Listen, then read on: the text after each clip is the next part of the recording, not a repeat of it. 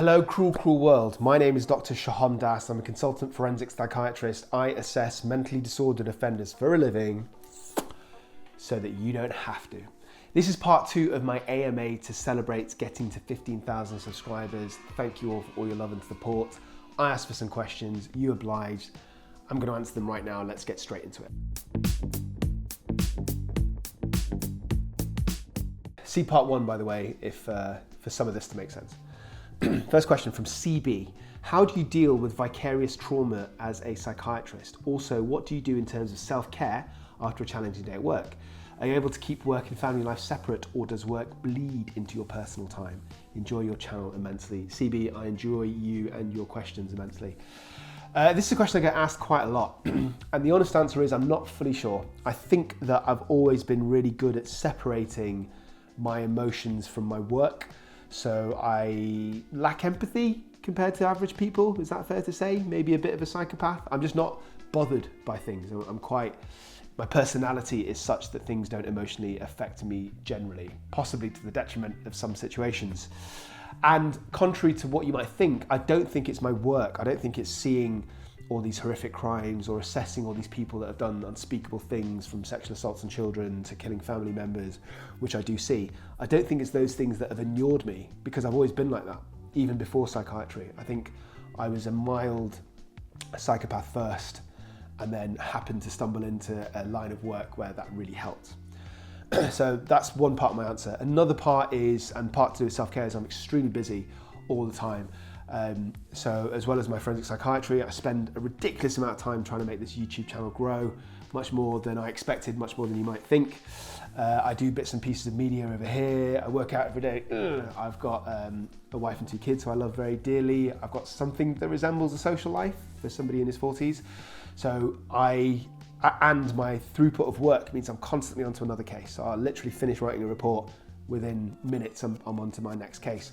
So the point I'm trying to make is I don't have the time or the space in my life to kind of sit back and ruminate on these horrible things. I think that helps as well. Okay, next question from Liam. Congratulations on 15K. Thanks, blood. My question is it possible to diagnose someone as a psychopath without a proper test? Because people often call me a psychopath just because I don't have any empathy and I like seeing people being hurt. That's a little bit twisted, Liam. I admire your honesty, but seem a bit weird. So my answer would be this. If you're talking about just calling people a psychopath as a colloquial term, then I suppose anybody who's considered to be a bit emotionally distant or not there, or who is aggressive, or who doesn't like, or who doesn't have any level of empathy and doesn't care about other people, you can call them a psychopath. Anyone can call anyone anything. But that's just a colloquial term. And I think it gets appropriated in the same way that people who have just a little bit of low mood can say that they're depressed.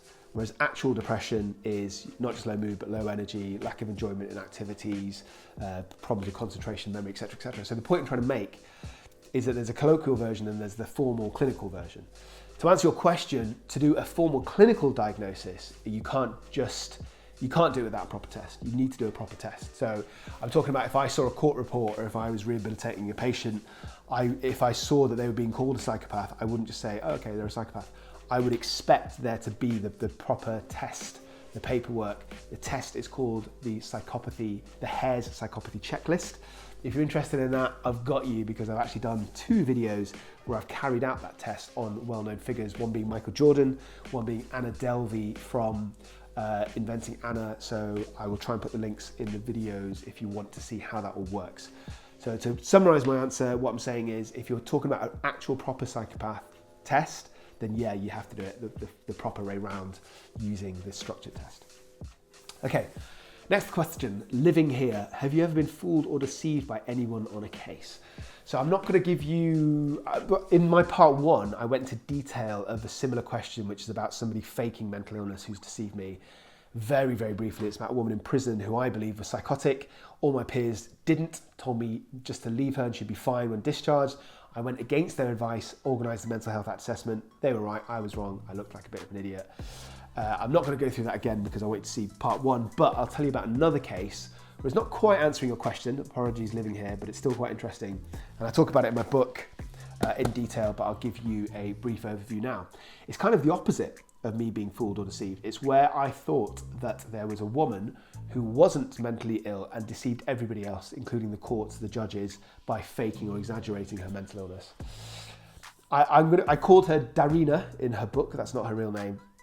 Basically what happened, she was a co-defendant in some very serious multi-million-pound fraud involving her brother and a co-worker who she had an affair with. Her son actually genuinely became very, very unwell. He was very young, had a serious cancer, almost died. She became depressed. The court case continued with the other two defendants, but she was retried a year later, which is when I assessed her. And I was, and still am, fairly convinced that she was exaggerating her symptoms to try and weasel out the court case, including fooling another forensic psychiatrist who wrote a report saying that she was unfit to plead. I thought she was fit to plead, but intentionally avoiding it. So for example, when I assessed her, she was crying constantly. She kept saying that she couldn't remember details. And then here's the thing. She was able to tell me about details related to her history and her life, but not details of the offence. And even barn door really, really easy things that she should definitely know, like, is there anybody else involved in the case? Her own brother, this person that she had an affair with, she couldn't identify either of them. She couldn't remember the name of the person that she had an affair with. And to me, it was all BS, didn't add up. I wrote that in my report, and to my shock, the judge chose the evidence over the other psychiatrist rather than my report, even though I thought I was right. So I think that the judge, just like Darina, used her mental illness as a smokescreen because he didn't want to try this woman whose son had cancer, because she was only a minor participant and the other two had already gone behind bars. And there's absolutely nothing wrong if, for humanitarian reasons, the judge decides not to charge her. That is his prerogative. But there's something implicitly wrong and immoral, in my view, about the judge using mental illness to let her off, which is what I think happened. Can't say it definitely happened, but that's my view. Okay, next question, please. Lemonade stand. I asked this on another video, but I'll ask it again here. Ooh. How come talking therapy is so heavily encouraged and pushed if drug therapy is successful? I ask as someone who's never really had luck with talking therapy, DBT, CBT, ECT, etc. Sorry, not ECT. But have for the most part done well with meds. Okay, so this is a good question. Therapy versus medication, that's a lifelong question for a lot of psychiatrists and even GPs when somebody presents with mental health issues. My personal opinion is that therapy always trumps medication, because almost all medications have some sort of side effect. Antidepressants, antipsychotics, they can make you agitated, they can make you quite sedated in the mornings, they can make you put on weight, they can give you diabetes. There's also a possibility or a risk of becoming addicted. Not physical addiction, but where you get withdrawal effects when you try and stop them. So it's like a psychological addiction. And most crucially, drugs don't really ever get to the root of the problem, whereas therapy can. It doesn't always for all people, but therapy can. So if there's a choice between the two, I'd always go for therapy. Having said that, there are definitely some situations where therapy is not that useful. So for example, if somebody can't speak good English, that would be one good example. You can use a translator, but it's not as effective. If somebody's got a learning disability, so they literally are not cognitively able to indulge in therapy, or if they are just not psychologically minded, so they're not able to or don't want to open up to a stranger. In those cases, I think that medication should be used as a second line treatment. Hope that answers your question. Next one, English in Oz 44, ninth one on the 15K. Cheers, fam. I remember you saying people who lived in the city are more susceptible to developing schizophrenia. Just wonder how living in a big city does that. That is a good question, and I did say that, and that is true. The first thing I'd say is that the association with living in a city and schizophrenia is there, it exists, but it's only small. It's only like a few %. And as to why that is, I don't know the answer, but I actually wondered that. It's a long time ago when I did my training. I remember wondering why that was, and I asked one of the professors of psychiatry, and they basically said that nobody really knows for sure. The main theory is that it's more stressful living in a city, pollution, noise, crime, etc., so that added stress increases your chance of psychosis. But nobody's really proved that. But I think it's just one of those phenomenons that is kind of known about, but not really fully understood. But I dig that you're asking that question, because I once did, maybe 15 years ago. Next question, 𝐿𝐵𝐵𝗿𝗀, is it nature or nurture? Well, that is a huge question that would probably take an episode to answer, and I've even done an episode on that. So again, if I remember, I'll put it on the comment section, but I've done an entire video on nature versus nurture when it comes to mental illness and criminality. My very quick summary would be, I think what most people would agree with, is both, it's nature and nurture. So I'll give you a very quick example of nature. So nature would be like the warrior gene. So monoamine oxidase 125 from memory, or 215 from memory is what it's called. So people who are aggressive, who become criminals, have a higher level of a particular gene, which breaks, a higher level of a particular gene, which produces a enzyme, less of an enzyme, which breaks down some neurotransmitters like adrenaline. So if they've got this warrior gene, then they are more likely to have things like adrenaline in their system for a longer period of time, which can hype you up, make you potentially more aggressive. So that's one example of nature. I personally have seen many more examples of nurture. So people who have bad or aggressive parenting, they tend to model their behavior. So if you have a young man or a boy who witnesses domestic violence from his father to his mother, he conceptualizes this as an appropriate way to deal with conflict resolution. He thinks there needs to be a power dynamic. He believes that women need to be controlled and dominated. So there is a lot more, from my clinical experience, reasons why nurture leads to offending. But as I say, it's a huge topic and I can't do it justice in this video. Okay, a couple more questions. Kelly Manton, this is a big question. What are your thoughts on religion? One thing I've noticed watching so much true crime is how dangerous it is. The amount of spouses that are willing to kill rather than get a divorce because it goes against their faith, or parents who partake in honour killings because their daughter becomes westernized, or even people such as John Chow, the missionary who went to that island and got killed by that tribe. What drives these people to put faith above the lives of their husband, wife, child, or even risk their life? Why do they need to prioritise what they believe over their loved ones? Why would they risk a prison sentence rather than just get a divorce or accept that their family's members have a different way of life? Makes zero sense to me. Wow, that is a good question. So it's a difficult question to answer. I think one thing that I'd want to say is that generally speaking, religiosity, is that a word? Tell me in the comment section below if that's a word. Religiosity isn't the same thing as mental illness. So the vast majority of people that are strongly religious might have some personality traits. They might be stubborn, for example. They might be quite closed-minded, but that's not a mental illness. It's not like a delusion, for example. And I think that probably the vast majority of people that are religious are absolutely fine, rational. Religion is a good thing for them. It helps them find direction and focus in their life, but we don't hear about them because that's not news. Why would you? There's no news story that says religious man finds happiness in God. We hear about when it goes wrong. So we hear about people who act irrationally related to religion. So all these things that you're talking about, the honour killings. I would argue, certainly from my clinical experience, and I've not assessed millions of people in this situation, but I've assessed maybe a dozen, that religion is a bit of a red herring. I think it's their personality. So they're very particular. They might even be antisocial. They might not have much empathy. They might have an overwhelming sense of dedication to a system. And it's not to God, it's not to spirituality, but it's to like a system of rules. And they want to dominate people. And religion is a convenient way of being involved in a system of rules which clearly say what other people can and can't do. So it's more about their own power struggle and their greed for control and dominance than it is about religion. Religion is just a backdrop, it's just a tool that they use to get their wicked ways. The other thing that I would say is quite interesting, I think, is that I've definitely seen people in my career who have religious ideas that bleed into their psychosis. So I talked briefly about a 18-year-old girl who killed her nephew because she had, this is in part 1 of my AMA video, and she believed that the nephew was full of demons and that she had like this special Christ-like power, even though she wasn't religious before then. Another really interesting case, tragic, I've done a video on, is Andrea Yates. So she is a mother who killed 5 of her own children in 2001 in Texas.